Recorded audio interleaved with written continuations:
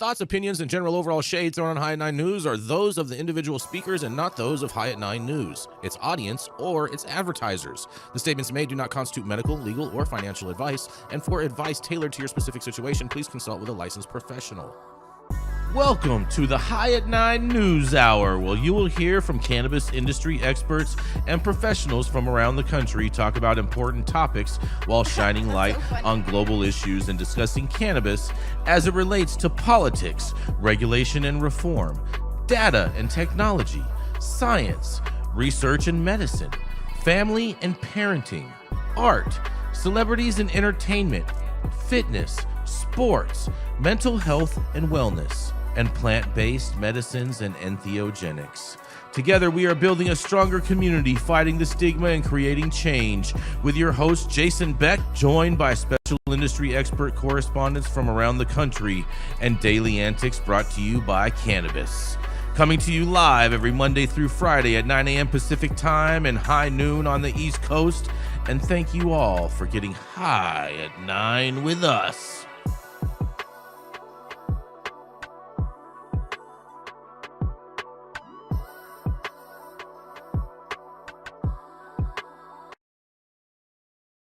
Yeah. Good morning, you guys. It is Tuesday, March 24th. And today is National Ag Day today. Thanks. Agriculture Day? Not the Aggies, Todd, as you would hope for, but yes, Agriculture Day. I know how much you love the Aggies.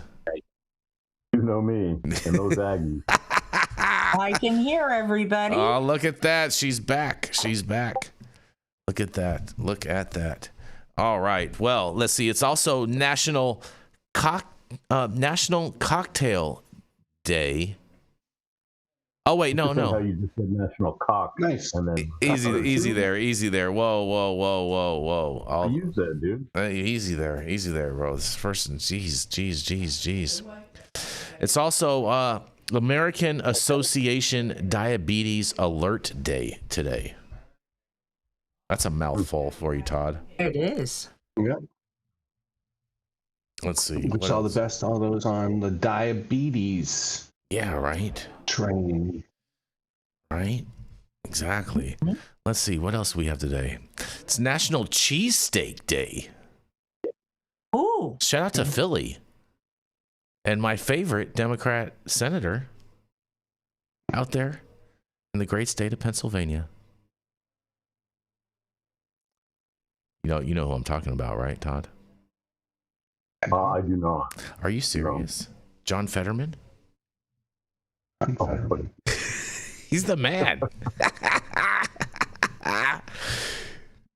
Oh, bro, he's so good. I think he's my favorite Democratic senator. You hated him until he had a stroke. No, I didn't hate him. I was very, very, cautious about him, but he has proven to be the only sane person in the Democratic Party. Yeah. If that's what you're calling sane, I do. Then you need to reevaluate. I do. 100%. That is exactly the only thing that I call sane. Your orange clown is sane also. So, he's better We've than missed sane. you, Todd. Yeah, we have. He was really lost without you. I know. I didn't have anyone to, I didn't have the troll. He missed you. Yeah, the trolling on point as much. You know what I'm saying? And of course, it is also National Chocolate Covered Raisin Day today, you guys. Okay, old school. Yes. Raisinets is going to give something away. Yes, that's right. For the raisins and the Raisinets, we're not discriminating based off of however they want to identify. Todd. I think Raisinets should do some kind of promotion where they give away a packet of Raisinets on National Chocolate Covered Raisin Day. Hey, yeah. I'm not mad at that. Maybe you can get the movie theaters to get in that. Maybe like a BOGO, a buy one get one, buy one Raisinets, get another box of Raisinets. Since movie sales are down so low. Yeah. Today is also get a free car wash at Wow Car Wash Day. Where's Wow Car Wash? Wow. Is that in Vegas? I see what you did there, Michael. That was cute. Good. All right, well, thank you all for joining us and getting high at 9 with us. There's also high noon on the East Coast, and please remember to like, share, and subscribe to us on all social media platforms. You can look up above and down below to see exactly where we live on the internet, and we are live every Monday through Friday on YouTube, Rumble, Twitch, X, Instagram, Facebook, Kick, as well as on our very own website, www.high9news.com. So welcome everyone join us from any one of those platforms. And you guys, Texas, the great red state of Texas, will ban smokable hemp cannabis on March 31st. That's next Wednesday, and here's what you need to know. New state rules that eliminate natural smokable hemp products and increase licensing fees will go into effect at the end of the month. Hemp industry leaders say these new regulations will eliminate a majority of their inventory and force those who don't have extra income to meet these new fees to close their stores. But however, hemp retailers say the regulation that decreases the amount of total THC in products they sell to 0.3% will eliminate popular smokable hemp products such as rolled joints and smokable flower buds, which make up more than 50% of some stores' inventories. The Texas legislature voted to ban the products out of fear of these intoxicating products were consistently getting into the hands of children. But Governor Greg Abbott vetoed that decision last summer before asking the Texas Alcoholic Beverage Commission and Dishes to increase regulations on the industry instead. The rules also increase licensing fees for manufacturers of hemp-derived THC from $258 to $10,000 per facility, and retail registrations from $155 to $5,000, which industry leaders say will fulfill the ban by forcing businesses to close. In a quote, "They did a ban with their own regulatory scheme," Lucas Gilkey, chief executive of Hometown Hero, a manufacturer of hemp-derived products, said. "The way they wrote the rules, it's going to eliminate a lot of the products that are fully legal and fully fine and not harmed anyone," he says. Under the new rules and regulations, Texans will no longer be able to purchase intoxicating smokable hemp products, including hemp flower, pre-rolled joints, and customers can still purchase edibles and beverages because they have lower THC concentrations or because they are under the purview of the TABC, which has not banned these beverages. In a quote, "We estimate that this will hand 50% of the legal market to the illicit operators, making our state less safe," Heather Fazio, director of Texas Cannabis Policy Center, said. Under the new rules, laboratories tests will now measure the total amount of THC in a product, and if the THC levels exceed 0.3% threshold, then if it's only activated upon being smoked, the product will be non-compliant under state regulations, and as a result, some of the most popular hemp products like THCA flower and pre-rolled joints will be banned. And hemp businesses caught selling non-compliant products will face a range of penalties and fines, including license revocation and up to $10,000 in violation fees for each day these products were sold in stores. In a quote, "Many hemp businesses that have operated legitimately for years will have to make a hard decision about whether or not they can keep their doors open," said Fazio. "People in Texas will not be committing a crime if they are in possession of smokable THC products after March 31st, however." And Fazio encourages Texans to take advantage of the sales on smokable hemp products over the next couple of days, as hemp retailers are scrambling to clear these items from their shelves.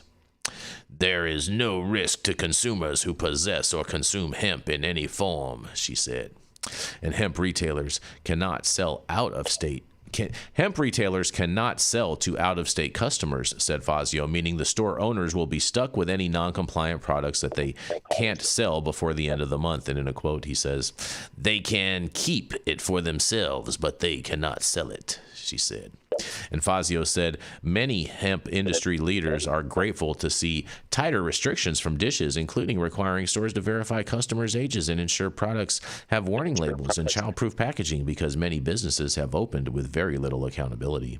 In a quote, they say, "Good actors welcome increased regulatory enforcement, while bad actors should be concerned about this new level of accountability that will protect consumers. However, two major changes greatly concern us: licensing fees and regulatory product restrictions. And restricting levels of any THC in hemp will wipe out stores' most popular products, smokables, and raising the licensing fees for hemp manufacturers from $250 to $10,000 and a retailer fees from $150 to $5,000 will close many businesses," industry leaders say. This death is by 1,000 pounds. Why did that repeat like that? I'm sorry, you guys. But supporters of the licensing fee increase say the new regulations are a necessary step to protect children and consumers from products that have dangerously yada, yada, yada, yada. Protect the children. Yeah, protect the children. It's all about the kids, you guys. It's always about the kids. It's always about the kids. But data provided from the Texas... You want them to be sexual... Whoa, easy there, Todd. Whoa, slow down. Data provided from the Texas Poison Center Network confirms a sharp increase in cannabis-related poisoning calls starting in 2019 and a year after hemp-derived THC was legalized by the federal government, from 923 to 10-year high of 2,592 in 2024. And however, those calls dropped to 1,485 last year, and the majority of those calls involve suspected poisoning of children under the age of 5 and teenagers. And also, hemp supporters have accused law enforcement agencies of attempting to rein in the industry by unlawful raiding stores. And law enforcement agencies accuse these hemp shops of selling dangerous products, especially to children, and engaging in other unscrupulous activities such as money laundering. And many of those retailers have not yet been found guilty of any crime, according to their attorneys. And multiple hemp industry leaders and advocates say a conglomerate of hemp businesses plan to sue the state to block these new regulations from taking effect. And Gilkey said the hemp industry's battle to stay alive in Texas started back in 2021 when the state health agency classified any amount of natural intoxicating hemp compound called Delta-8 THC as illegal, and leading to a lawsuit that the Texas Supreme Court is expected to consider this year. Then a quote, they say, "It has been a long, hard battle," Gilkey said, and Steele predicts Texans will find workarounds to the new regulations, including smoking semi-synthetic or converted cannabis products, which are items sprayed with various chemicals to mimic marijuana's high. You'll see edibles and beverages trying to take that gap, but people want to smoke, and so they're going to fill that gap with something that complies with the law, or at least on its face appears to comply with the law, she said. Wow. Get ready for spray packs out there, Texas. I can't wait to hear what you guys have to say about this. This is what happens when you don't read the article first, Jason. You use a man imitation voice for a woman. No. She said. Maybe that woman identified as a man. It's almost like I'm a fucking wizard, a freaking wizard. Easy there, Jenny. I pulled that one back. No, you didn't. It's almost like I'm a wizard because Texas is not moving any closer to having any access for patients that's meaningful. They're doing everything they can to stop it, and it looks like the guys are winning. They're definitely. Yeah, it seems like everybody in Texas, Foghorn Leghorn. I mean, there was one part in this article that I stripped out of there because it was so ridiculous. It said that the people have been cultivating specifically low strains of THC, specifically formulated and curated, designed to be able to still be able to produce that flower effect feeling of that high, but with a low THC concentration. I was like, what kind of garbage is this? What are you guys talking about here? It's all the same thing. Some people like the CBGs and stuff now. It gives them a good body buzz. I don't know. But and CBN, that's another biggie. Yeah, CBN is getting big too. So, I think the interesting thing about this is so what are they going to do when people are ordering stuff online and shipping it in? So it's going to hurt the retailers there, and people can still, order it anywhere and get it. So it's going to be interesting to see. They're just cutting their businesses' heads off as opposed to, actually getting rid of the industry. Because it sounds to me, Michael, I totally agree with you on this. It sounds to me like a lot of these storefronts in Texas are going to start to resemble downtown Los Angeles, with just vacant storefronts, because they're going to put all these businesses out of business that were paying taxes and, maintaining the property and this and that. And there's just going to be no businesses to replace these businesses. Well, so what, I've heard some people have worked and done in Florida has had a little kiosk. Mm-hmm. So they do dropping from, a legal farm in Oregon or wherever. So instead of them doing retail sales of it, they go on iPad there. That's not a bad idea. Order the THCA flower and it just drop ships in. I like that workaround. I've seen that a lot. And I've seen how they use almost like a loophole, maybe. That's in not the a hemp. loophole. It's not a loophole, Liz. Yeah. And, Yes, it is, Jason. No way. I don't want to lube. Easy and there, they Todd. ship anywhere. Yeah. It was a loophole until It was the never- legislature It was never a loophole. specifically obviously recognized that it was included in the definition. It was Anyway, the other original issue- intention of the bill, you guys. I don't know why you guys The always other say that. issue with the article is this whole crap about, the increase in THC on kids and stuff like that. Doing the research on Florida previously, it's a small percentage of people, what they call in for poison control. It's still your bleaches and your dishwasher tabs and stuff like that under the counters, and prescription medications are a big one as well. But, realize the numbers. It's mostly kids under 5. So, from my perspective, these are negligent parents that are putting it in a situation where they get it and then they're like, I'm calling poison control because I left my edibles out and the kid ate a gummy.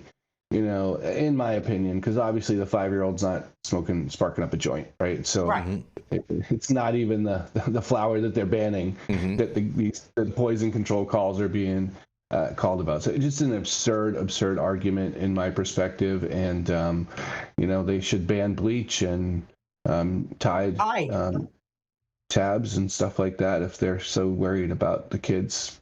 And policing the internet too a little with all these stupid challenges, the cinnamon challenge, and those are real issues. I did the cinnamon challenge in college. The only danger with that is you're going to have a really bad time. But the problem with CBN is a byproduct of THC, right? So that's a degradation of heat of THC. So that's going to be a problem for them as well. It also metabolizes back into THC in your body once you take it. So you would still pop hot on a test. Popping hot. You know what I'm saying? Popping hot. And on that, we're going to pop hot right into our next commercial, and we're going to be right back. As bad as Democrats, the backstabbing rhino Republicans. President Trump has fought and delivered, but liberal young Kim is a Trump hater. Kim voted to censure President Trump, but voted against censoring Adam Schiff. I don't work for President Trump. I will oppose him in the strongest terms. I'm not running for the party of Trump. Republicans proudly stand with President Trump, but not Trump-hating liberal young Kim. Americans for Security is responsible for the content of this advertising. I don't think it's yes, and we are back, you guys. We are back. And oh man, Michael, you covered that Missouri situation yesterday, and I found another Missouri situation going on out there for you, Michael, because nearly $100 million in Missouri marijuana tax revenue sits unused despite a voter mandate. That's right. Voters earmarked the money for veteran services, public defenders, and substance use treatment, but Missouri budget plans would leave tens of millions unavailable for some programs. About $95 million in Missouri marijuana tax revenue that voters set aside for veteran services, public defenders, and drug addiction treatment programs sat unspent at the end of the last fiscal year. And budget projections show that unused pile of cash would still be more than $60 million over the next 2 years unless lawmakers authorize the intended beneficiaries to use it. The unspent money was a key criticism of a report issued last month by State Auditor Scott Fitzpatrick, who hammered state lawmakers and the governor for allowing the funds from sales tax on marijuana to stagnate. Under the Missouri Constitution, the money can't be spent on anything other than those 3 areas. In a quote, Missouri voters passed both medical and adult use marijuana programs with the requirement that the proceeds of these programs would provide needed resources for veterans and the public defender system and addiction programs. And Fitzpatrick's audit says, in addition, the Missouri Constitution contains clear language for how these funds are to be distributed, ensuring these programs have the timely access to the funding legally dedicated to them is necessary. Governor Mike Kehoe's budget proposal transferring $131.7 million of adult use cannabis money into 3 beneficiary funds, that's $40 million each for veterans and addiction treatment programs, and the public defender system would receive $51.7 million to make up for funds that lawmakers withheld last year. But moving the money won't address the problem if lawmakers don't authorize the three groups to spend it. And this will be the second year the public defender system has struggled to get lawmakers to approve what the office contends is much needed pay raises in social workers, the state agencies overseeing veterans and drug addiction treatment programs, and having more success getting their requests greenlit this year. Even if lawmakers and the governor approve the budget as is currently proposed, there could be a combined $61.5 million sitting in those three funds that beneficiaries still can't touch. And last year, the Public Defender's Office wanted to use some of the cannabis money to increase their attorney's starting pay from $65,000 per year to $75,000 per year, and that would align the salary with the Attorney General's office entry pay level. But the House shut it down, and Matthew Cornwell, director of the Office of the State of Public Defender, again asked for raises for all employees during a budget hearing last month. To quote, "Currently, we are dealing with about a 23% turnover rate, which has significant impacts on our clients that we represent, the length of the cases. So we're hoping that this will help that problem. And the number one cited reason when our attorneys leave is pay," he says. For several years, the system suffered from long waiting lists, which spurred a successful lawsuit that put pressure on the legislators to fund more public defender positions back in 2021. And Kehoe recommended $7.3 million for the pay raises, but Missouri House Budget Committee Chairman Dirk Deaton cut that amount in half in his recommendation for the cannabis money, you guys. And this story goes on and on and on and on and on about all of this back and forth between the public defender's office and everything, and I'm not going to spare you guys with all of that. But Missouri, they got a whole bunch of money that's just sitting around and just collecting interest and is not being appropriated. What do y'all have to say about this? I have one question. Why? Yeah. Because they haven't passed a bill to appropriate the funds, Liz. Why? Well, you know, I'm not a Missouri legislator, but I imagine that there is some. What is their goal? What is their end result? I'm sorry, I know I sound like a 3-year-old. Why? But these are important questions. Interest rates are high right now, Liz. Interest rates are really high right now, and we want to garner all of that revenue, and then that way we can make more money off of our taxpayer money as opposed to just spending our taxpayer money and getting it out to where it needs to go. It's as simple as we haven't figured out how to steal it and use it for the general fund yet. Oh, that's a great right one. There. Yes. We haven't figured out how to appropriate to our general fund yet. All they need to do is pay attention to what California does. They should be able to do it pretty easy. Yeah, they too could have tanks for the local police department. Mm-hmm. Well, usually those they use that state money. Usually use that forfeiture money to buy those things.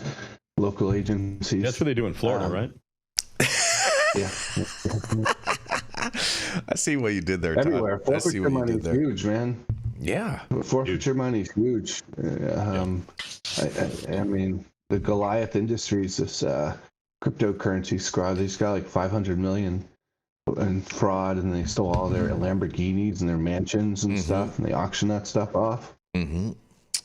Well, you know, but this is ridiculous in that, and for public defenders, my heart goes out to all of you there.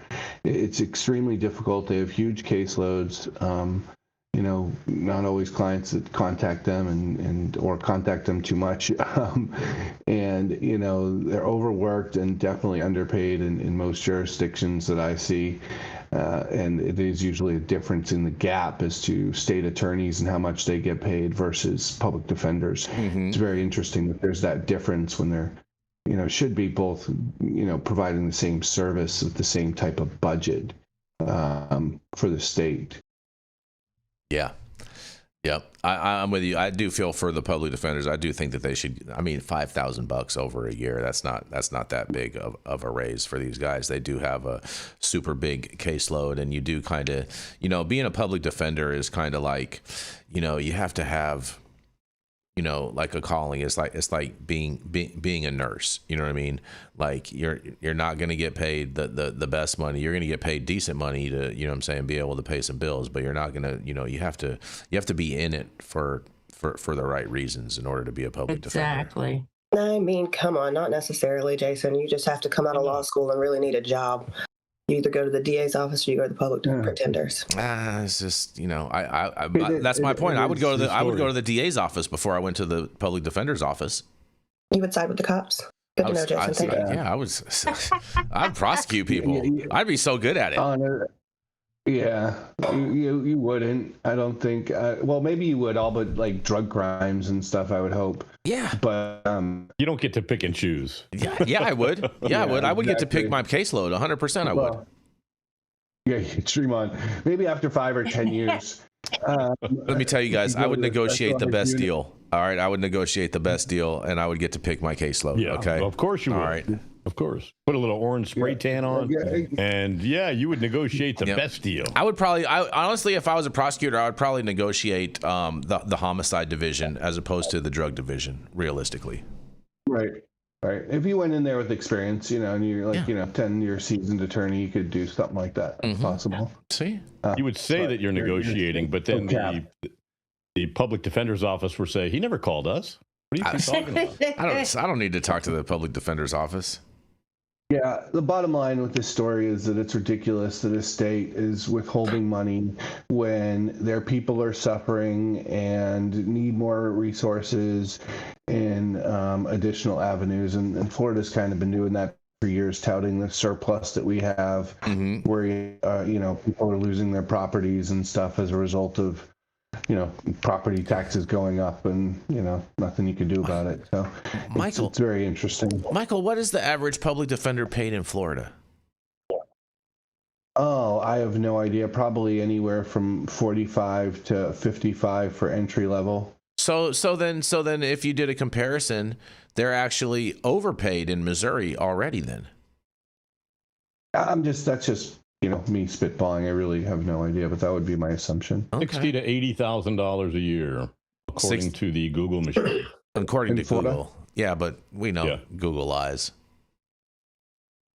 Yeah, is that an average, or because I don't know? I feel like entry level doesn't make that much, but it depends on county too. Florida generally earn between $60,000 and $80,000 annually, with state level assistant public defender positions often starting around $65,000 to $72,000 in major cities like Miami and Fort Lauderdale. Okay, so putting them up to 70,000 is not out of step with other states. No.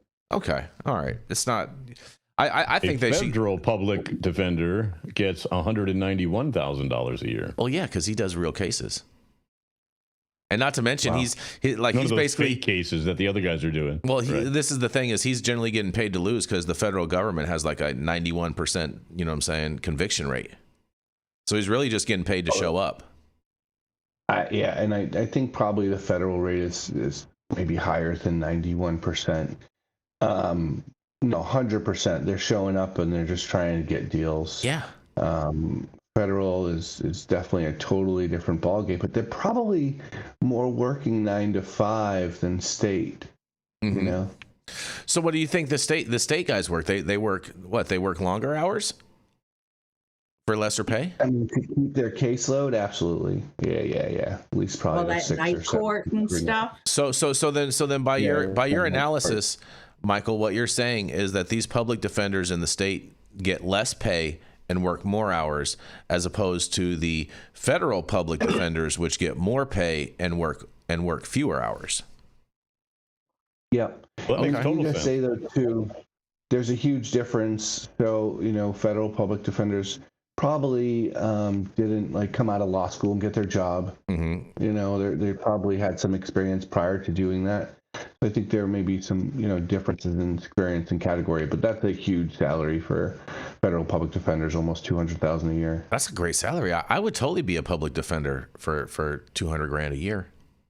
Seriously. I would do that. Honestly. So now you're abandoning the cops? You were just on their side? Right. As a public defender, you're still working with the cops. Yeah. You're working against the cops. No, you're not. You're working with the DEA agents No, you're and not. the IRS agents and stuff like that. We're totally different than cops. First of all, you don't know what Jason is a typical flip flop. Todd. Oh, I can make some money. Todd, wait a second. Todd. Everyone knows what the public defender's office is traditionally called. What's that? The public pretender's office. Oh, did you just make that up? That, Jason? Just saying, Todd. No, that's totally, what they call it. That's 100%. Totally, yeah, that's a real thing. I've known that since the 80s. Yeah, I've known that since the 80s, Todd. Real. Nothing's new. Nothing's new with that. Okay, let's go to the next. Yeah, speaking of that, we're going to roll right into Mr. Michael Minardi. He's an attorney out in the great red state of Florida who's been helping cannabis patients, advocates, and businesses navigate the complex legal landscape at his law firm, Minardi Law, out there. It is none other, and he's been doing this, helping these businesses and individuals for over 20 years. It is none other than Mr. Michael Minardi. Hey, good morning to those. Yep. Yes. Yeah, Jason just, I never know how old I am. Yeah. 23 years. So today we get U.S. cannabis companies ring the bell at U.S. stock markets under new bill. State-sanctioned U.S. cannabis businesses could soon list on major stock exchanges in their own country under legislation that a pair of congressmen filed on March 23rd. The Bipartisan Capital Lending and Investment for Marijuana Businesses Act, sponsored by Reps Troy A. Carter, Democrat of Louisiana, and Guy Resentler, Republican from Pennsylvania, would also provide a safe harbor to private financial institutions wishing to offer lending services to state-sanctioned cannabis businesses. Under federal prohibition, U.S. cannabis companies are severely restricted from accessing the same lending services and investment opportunities other American businesses, as well as their Canadian-based cannabis peers to the north, who enjoy the benefits of listing on major U.S. securities exchanges such as the New York Stock Exchange and NASDAQ. The legislation is an opportunity to bring equity and equal opportunity into our nation's growing cannabis industry, Carter said Monday, by working directly with small and minority and veteran-owned cannabis businesses. It's clear that access to capital remains one of the biggest barriers to entry and to success in the industry. By bringing symmetry into the business ecosystem with the CLIMB Act, we can help communities that have long been harmed by criminalization of major marijuana becoming leaders in businesses. And that's what the American dream is all about. The legislation also aims to offer protections to government agencies, such as community development of financial institutions and small business administrations and Minority Business Development Association, from using grants and other funding sources to assist cannabis businesses. While cannabis remains a Schedule I drug under Controlled Substance Act, American cannabis companies, big and small, are at a disadvantage when it comes to accessing the financial tools needed to start their business or grow their business. The CLIMB Act will help unleash the full potential of the American cannabis industry, said Safira Golub, CEO of the U.S. Cannabis Roundtable. Right now, Canadian cannabis companies can ring the bell at U.S. stock markets and access American capital markets, while domestic cannabis businesses are knocked out of even the most basic financial services. That's not a level playing field.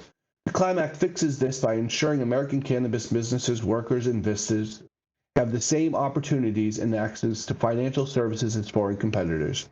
Under the legislation, ancillary service providers could offer state-sanctioned cannabis companies with the following business assistance without fear of federal retribution: financial product services, selling insurance absurdity products, providing debt or equity capital, receiving dividends, interest, or distributions of that capital, providing accounting services, the sale, lease, or rental of real estate, providing equipment, parts, substances, or testing services needed to produce cannabis in compliance with the laws and regulations in the applicable state, providing advertising or marketing services, management consulting, legal services or compliance services, information technology, software, or communication services, provisions of packaging, transportation, and other logistic services, underwriting, dealing, placement, or public distribution of securities issued by cannabis-related business, including the listing of any securities on any exchange or trading venue. Curaleaf Chairman and CEO Boris Jordan released a statement applauding Ressentlers and Carter's bipartisan leadership on the issue.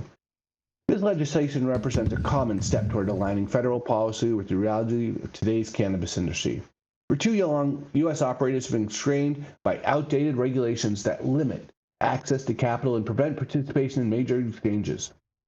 Advancing the CLIMB Act would open the door to deeper institutional participation and oversight, while supporting the long-term stability and maturation of this section. Jordan said the legislation underscores the need for broader federal action to create a more rational and competitive framework for growth. While Trump executive order in December, which directed AG Pam Bondi to reclassify cannabis as a Schedule III drug, would loosen certain restrictions on cannabis businesses, further legislative reform would be needed to ease the path to traditional banking, lending, and public opportunities. Also, it's been more than 3 months since Trump ordered Bondi to expedite the completion of the Schedule III final order, with no clear binding deadline included in the directive. So, it's a bill in the right direction. Exactly. And they all want to keep them for themselves. And, it's interesting. It's a step in the right direction. Let's see if it gets some traction. At least it's got a little bit bipartisan support. So maybe they can agree on something good for the country. All right. Oh, go ahead. Go ahead, Todd. I'll let you go first, and then I'm gonna shoot this whole thing down. I don't think Pam Bondi is going to reschedule at all. She's busy hiding the Trump Epstein files, and will spend most of her time doing that, as well as sitting in some committee hearings and not answering questions. Well, so I think rescheduling the marijuana is way down on Ms. Bondi's list. I think it's not going to come around until October. I've said that many times on the show. I do think that Pam Bondi is probably going to get fired pretty soon. So we're gonna keep on watching this and monitoring this. And I have heard a few things of some other possible replacements for Miss Pamela. And so why would they fire her? She's doing such a great job. No, she's not doing that great a job, and a lot of people are not very happy, especially with this whole Epstein stuff. There's a lot of people, even in the administration, that aren't happy with this and whatnot. And so, also too, you also have the whole Charlie Kirk debacle, and there's just a lot of things happening that she's catching a lot of flack for. So what did she debacle on the Charlie Kirk? We have a short amount of time here, Todd. We can't go into all of that. Okay. But I can talk with you about that. I'm more than happy to talk with you about it offline. But back to this story. This bill and the fact that they're promoting this, Michael, is totally ridiculous to me. Totally stupid, total waste of time, and total just way to prop up themselves to act like they're doing something when they're not doing anything at all. Because here's the reality of it all, okay? If this bill was to pass, these companies still wouldn't be able to go onto the stock market because it's still the sale of a Schedule I drug. So without any form of rescheduling happening prior to, this bill is dead in the water. I don't even know why people are even promoting it and talking about it other than to self-glorify themselves, to act like they're doing something on behalf of the people. That's an interesting position. I don't really know the. Let me put it to you like this. And I guess it depends on how the bill's worded, because it could say notwithstanding any other law. No, they can't. They can't do that. Yeah. They can't do that. No, they couldn't. If that was the case, we would have banking already in cannabis, Michael. But there's too many of these different federal fencing guidelines that would prohibit all of that. And if that's the case, I'm going to start a cocaine company and I'm going to take it public. And I'm going to call it Coke. And that's going to be my ticker, Coke. Listen, I didn't read the bill specifically, but I think I would have to say, sir, that the devil is in the details. And that if the bill provided for some sort of exceptions through it, they could write the language like they did with the hemp bill. The only exemption to allow it. The only exemption that is going to be able to do this, them to be able to do this in a reality, is if it's a descheduling bill. But this bill mentions no mention of that. It just says, hey, we're going to allow these companies to go onto the U.S. Stock Exchange, which the U.S. Stock Exchange is going to tell you to kick rocks. Well, maybe they're trying to parallel it with the change to S3 and provide some more leeway there and the ability to do it under that. Both of those things are in place. So I don't know, man. We'll see. Jenny, do you want to shoot? I think it depends on the language. Jenny, do you want to shoot any holes in this? Because we know you love finance. I mean, I would like to shoot a hole first in the fact that you didn't let Michael Minardi finish his statement before interrupting and contradicting him. So I tried not to. Sorry. My bad. Listen, there's been ways that cannabis companies have been listed previously. We went public as you can in 2016. But I think that it's completely unfair that Canadian companies are allowed to jump on our stock exchange and we're not. Thank you. Well, that's the SEC working really hard for you. Right. Well, maybe Jason should go be their public defender. Oh, maybe. Hey, that would be a federal job. I would take that. I would take that. We know, Jason. And I would definitely win for them on that. But nonetheless, you could also be an ICE agent and go take tickets at the airport. They only get paid like 50, 60 grand a year. It's not. They were doing $50,000 sign-on bonuses, Jason. Yeah, that's $50,000 a year. Delivered. $50,000 a year plus a $50,000 sign-in bonus. Jenny Beth, that's not good. All right, on that we're going to go into our next commercial and we're going to be right back. Rescheduling cannabis, which was classified as more dangerous than fentanyl. Trump's action will destroy the cartel's illicit black market, expand medical research, and ensure seniors and veterans safely receive the care they need. Thank President Trump for delivering on another America First promise.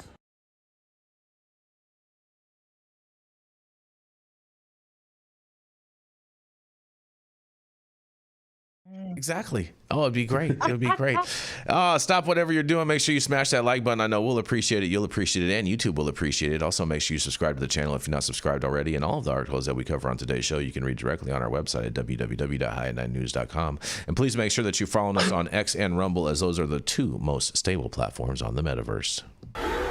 Under President Trump, America is back. Trump's delivered the largest tax cut in history, putting more money in our pockets and restored America's economic dominance. Promises made, promises kept. Now it's time to fulfill another promise from President Trump and reschedule cannabis, which supports over 400,000 jobs and creates billions of dollars in economic growth. Reschedule cannabis and stack another win, Mr. President. America First Agriculture Action Inc. is responsible for the contents of this advertising.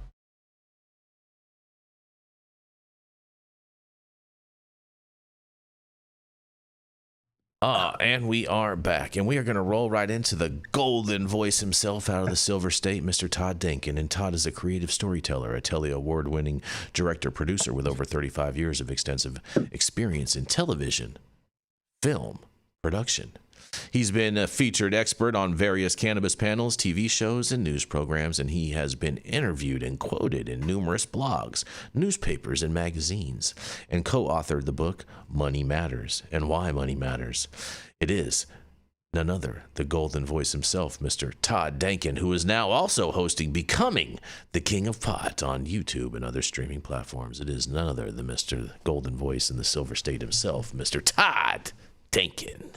And the crowd goes wild. Wow, thank you. Finally, the crowd is going wild. Yes. Right? I can give myself a challenge. Yeah. Oh, thank you. Thank you, Jason. Hello, everybody. Yeah. Welcome to High at 943 News. I have a story about Massachusetts, as Massachusetts lawmakers scrutinize ballot measures seeking to repeal recreational cannabis sales.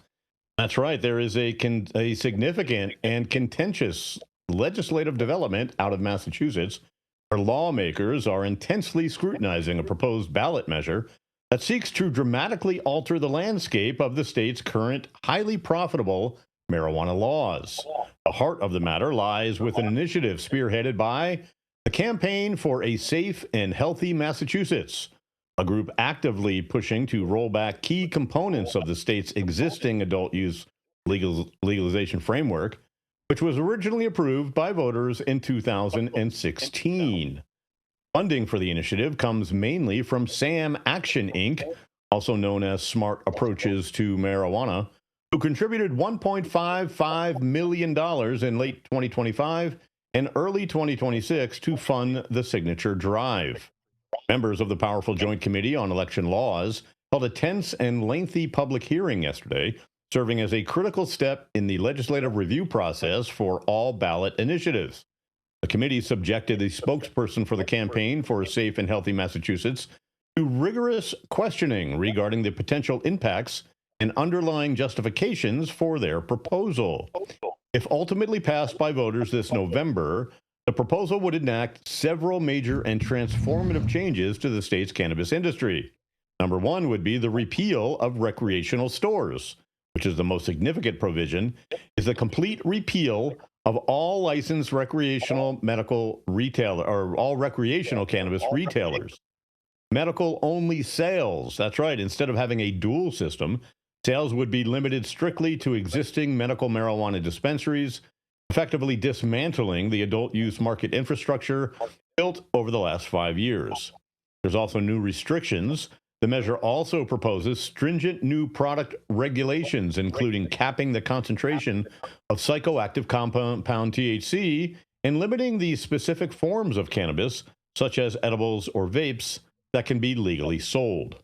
Lawmakers representing a cross-section of districts and political affiliations expressed deep skepticism about the initiative's viability and its potential fallout. Their concerns coalesced primarily around three critical areas, underscoring the legislature's fundamental clash with the proposed rollback. Well, number one is the impact on the illegal market. Legislators repeatedly questioned whether dismantling the carefully regulated legal system would simply push customers back toward the illicit, unregulated black market. They argued that this outcome would directly undercut the original intent of the 2016 law, which sought to eliminate illegal sales and ensure product safety. There's also several economic implications. Major concerns were raised regarding the significant financial hit to state and local coffers. The current adult use market generates tens of millions in dedicated tax revenue annually, funding various state programs and local community projects. Lawmakers pressed the campaign on how the state budget would absorb this potential loss of revenue. And also, there's public health justifications. The campaign spokesperson, identified only as the spokesperson, was pressed to provide concrete scientific and peer-reviewed evidence to support the proposed potency caps and the sweeping restrictions on cannabis reforms.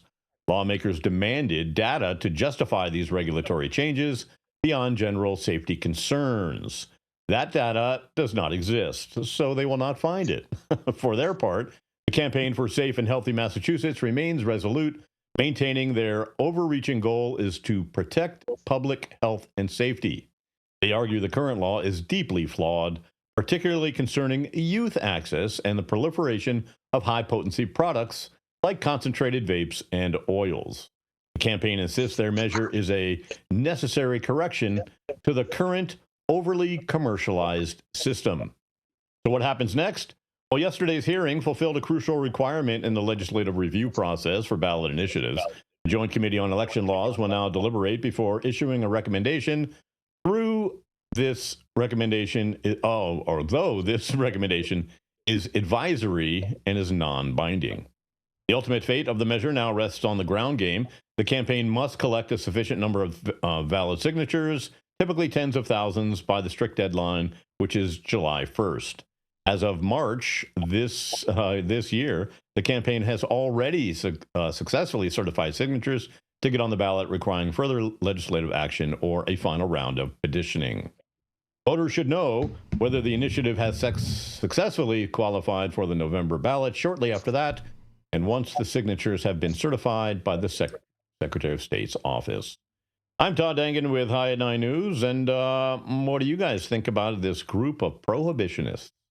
Once again, trying to put the toothpaste back in the tube. It's going to be... I think it's just silliness, and it's just a bunch of religious nuts that are trying to protect the kids from nothing. I don't think these are a bunch of religious nuts, Todd. I think these are just a bunch of prohibitionists that just have an ideology that they want to prohibit things. I don't even think that these guys didn't use no religious arguments in their thing. So why would you say that they're religious?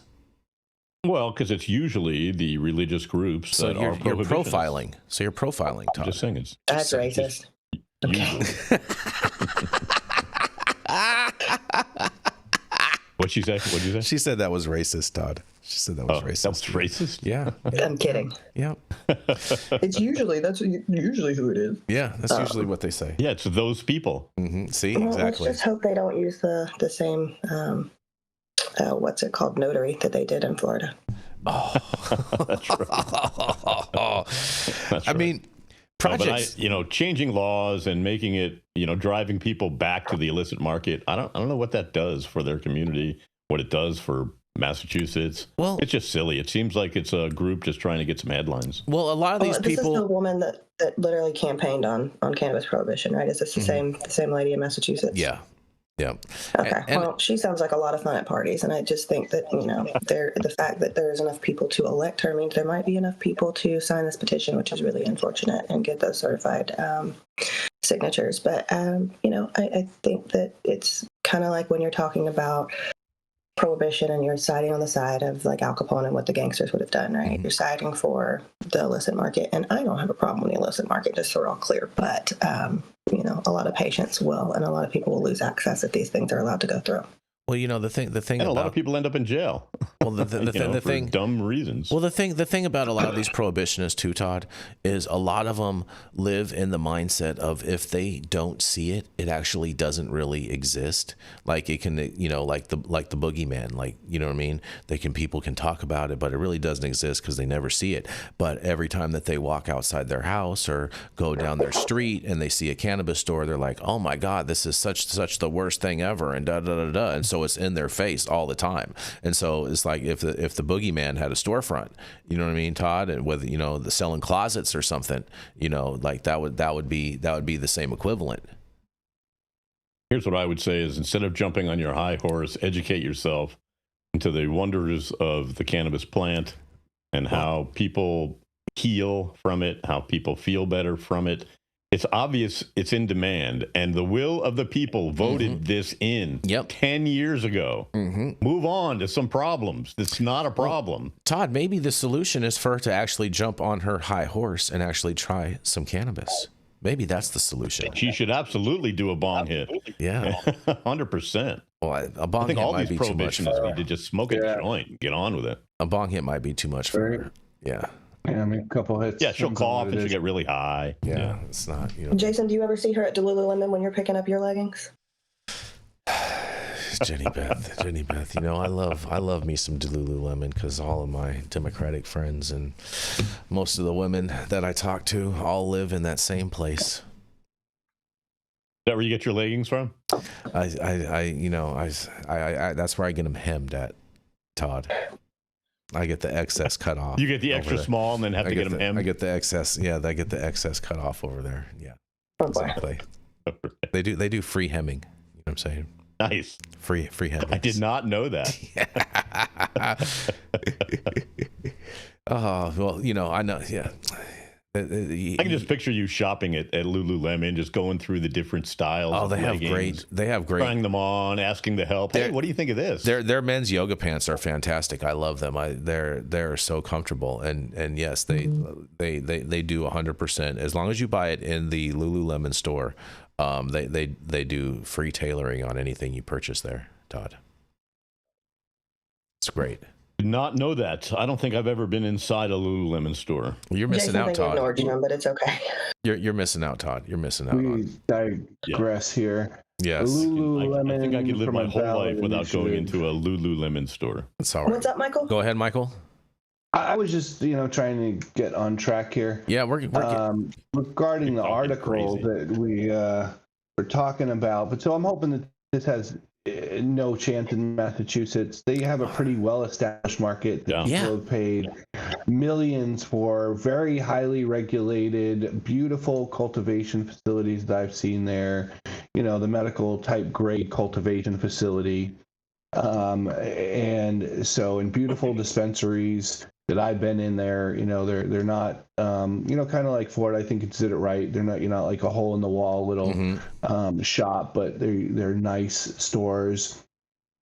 So I think this is ridiculous, and I hope the Massachusetts legislature helps this industry fight back because they put so many tax dollars and licensing fees into the state over the past few years, and continue to do so. Needs to be protected at this point. as a business that shouldn't be destroyed overnight like the hemp companies. I would totally agree with you. I mean, on the that. Lawmakers are against the change. It's just this action group that wants to change things. I would totally agree with you on that, Michael, 100%. And interesting thing is this Project Sam group that put out this initiative in the first place to get the signatures. They also put a similar initiative together in Maine. And they also put out a similar initiative in Arizona. And to my understanding, they have retracted and reverted on Arizona and on Maine and are strictly focusing on Massachusetts as that being their ground zero to be able to repeal cannabis laws throughout the rest of the states. And so they're going to need to get a win in this Massachusetts on this go around if they are going to want to carry this further into other states.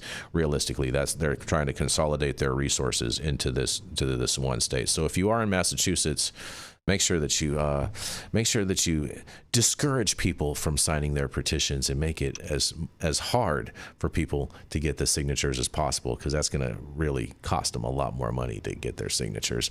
Don't let it be like San Francisco where people are just giving you cigarettes to sign a petition and stuff. You know what I mean? Yeah.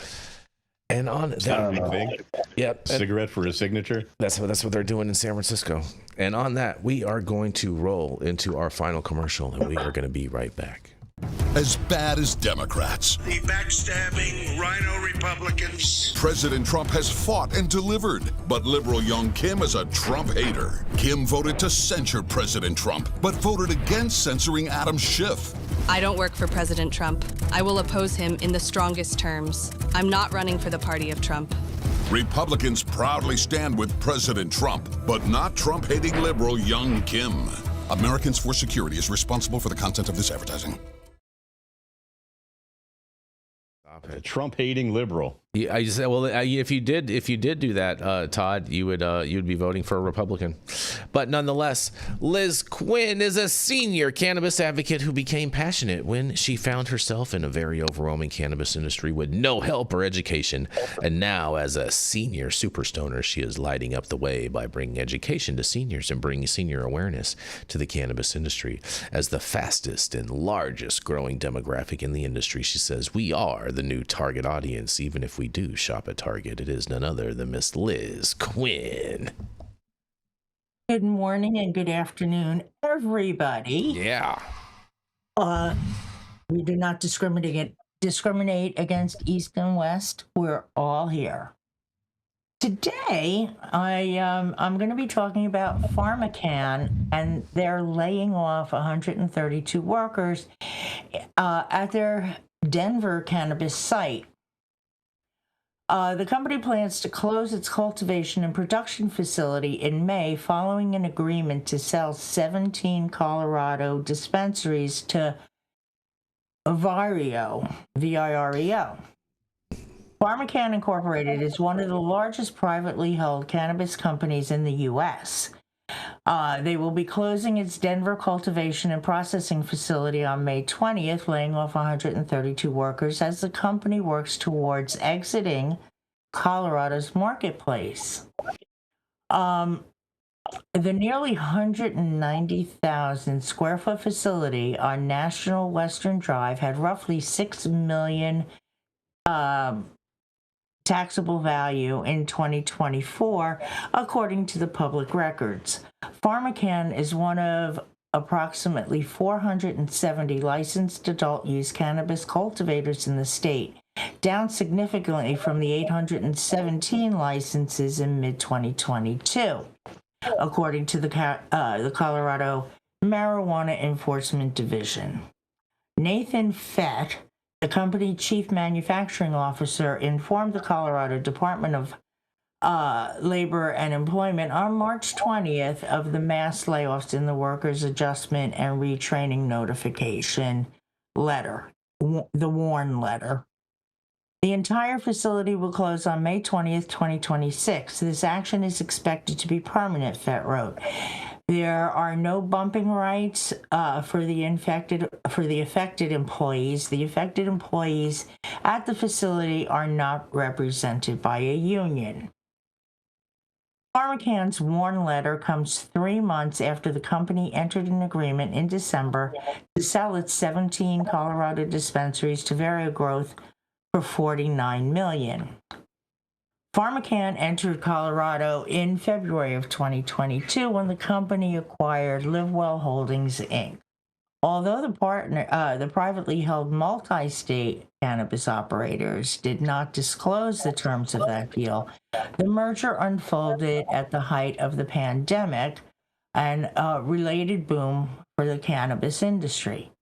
Some industry onlookers estimated that the deal, which also included LivWell's Michigan assets, were valued between $100 and $300 million. Like that's serious money. When PharmaCann first entered into its merger agreement with LivWell in late 2021, Colorado was closing a record year with more than $2.2 billion in dispensary sales, according to the state's Department of Revenue.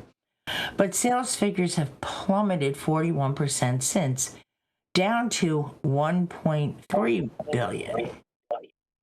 When the 2022 deal closed, PharmaCann CEO Brett Novy said, combining our respective companies creates a market-leading platform to further expand our operations in new and existing markets, and immediately expands PharmaCann's presence to Colorado and Michigan, two of the largest cannabis markets in the country. The merger increased PharmaCann's footprint to more than 50 dispensaries and 10 cultivation and production facilities across the 8 states. 4 years later, Colorado dispensary prices for dried flower are at an all-time low. $3.12 per gram on average, and roughly $88.50 an ounce.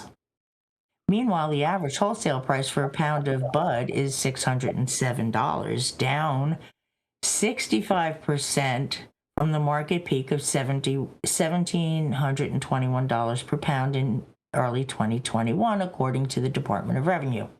PharmaCann's decision to close its Colorado cultivation and production facility comes after the company resolved its pending litigation with Innovative Industrial Properties, IIP, a real estate investment trust related to its lease defaults in New York, Ohio, and Pennsylvania, according to IIP. The settlement includes monetary judgments, and it mandates PharmaCann to turn over properties in those states by late May.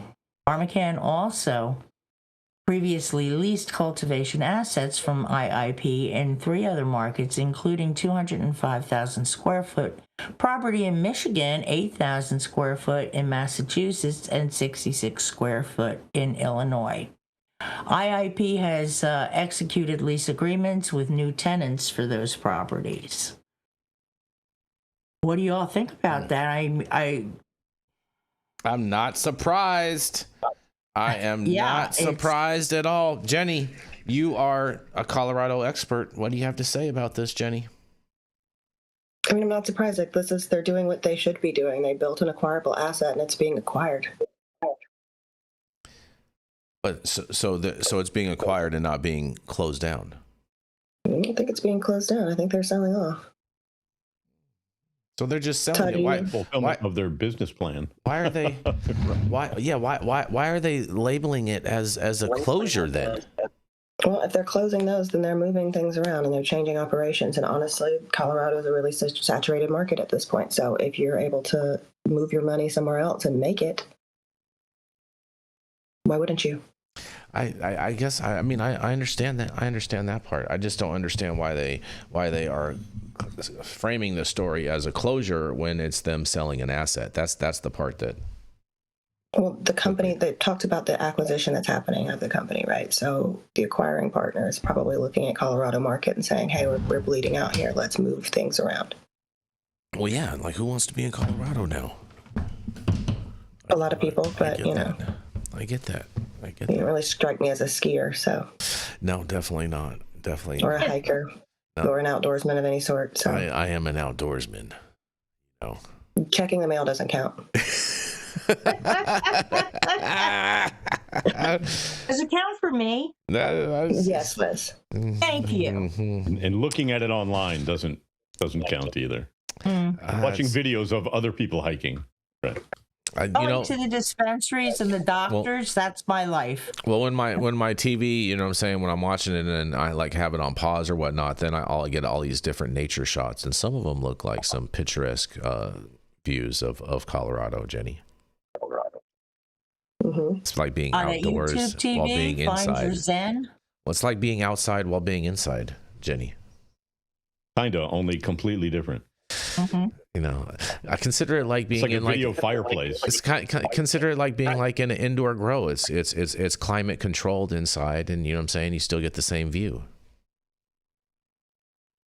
Yeah, no, I don't think it's anything like that. All right, whatever, you guys, whatever. We'll see. I have one final story for you, and this is a quickie, and I think is actually possibly some good news. Possibly, we'll see. I'll let you guys be the judge.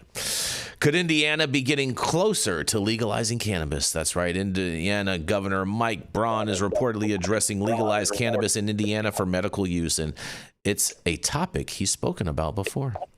Apparently, he's giving this issue some thought and consideration, and I'm all on board with that, said Republican State Representative Jim Lucas, reacting Monday to the governor's reported recent comments surrounding legalizing cannabis in Indiana.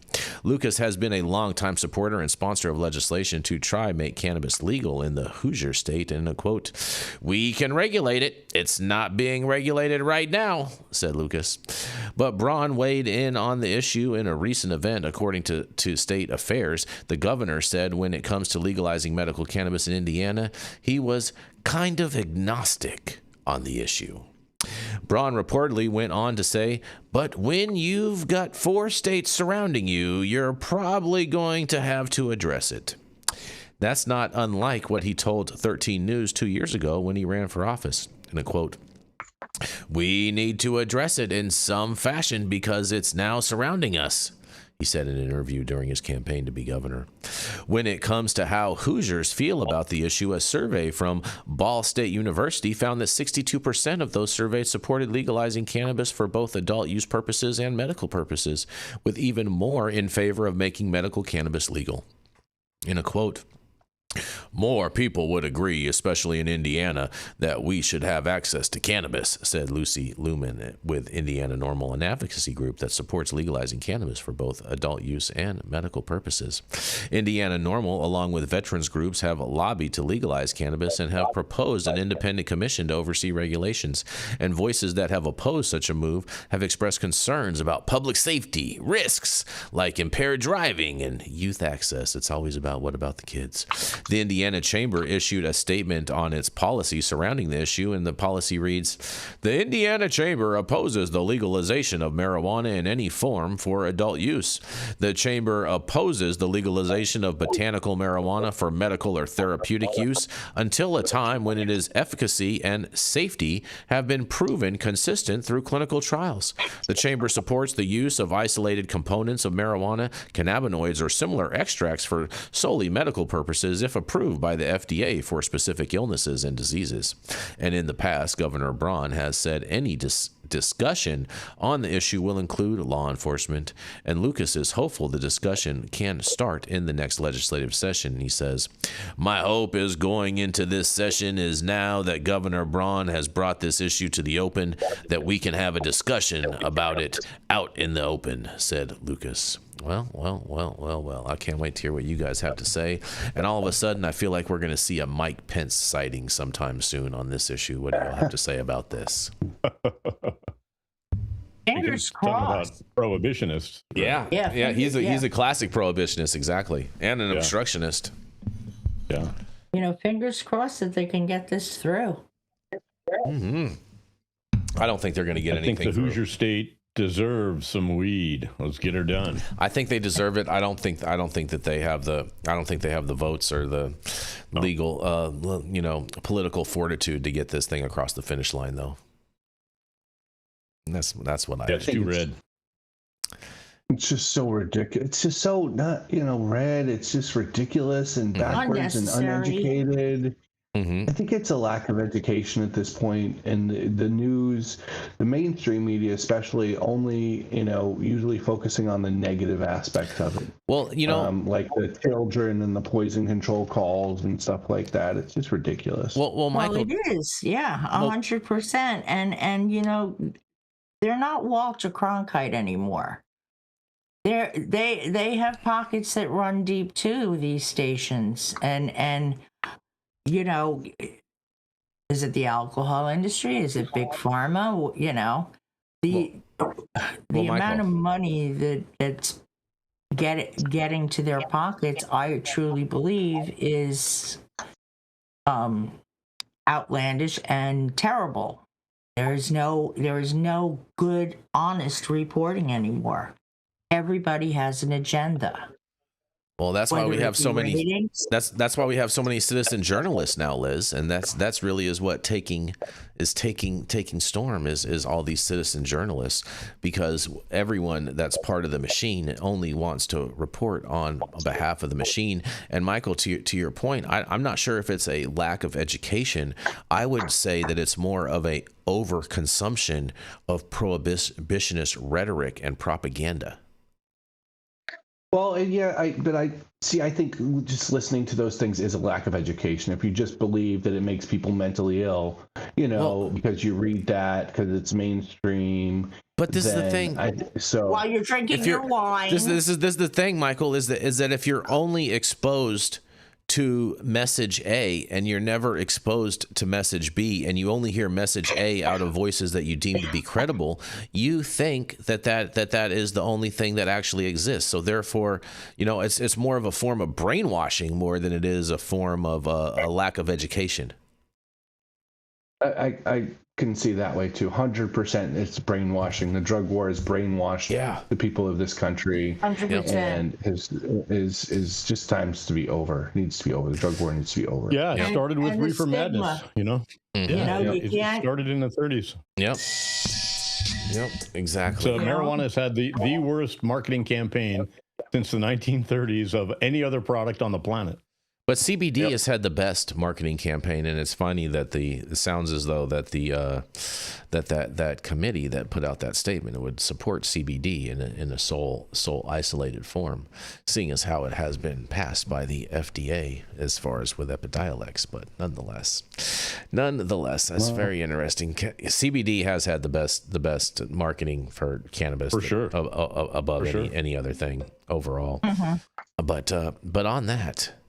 Thank you all for joining us and getting high at 9 with us every Monday through Friday at 9 a.m. Pacific and high noon on the East Coast. And big shout out to our audience and supporters for tuning in daily and listening to the insanity that is the developing cannabis industry.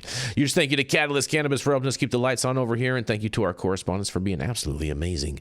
And thank you to Cannabis Sativa L for giving us a reason to do this every day. Thank you to Cloud Media partners Elias and Gabriel. They're somewhere in the metaverse. And thank you all for tuning in and getting high at 9 with us. We are America's #1 daily cannabis news show.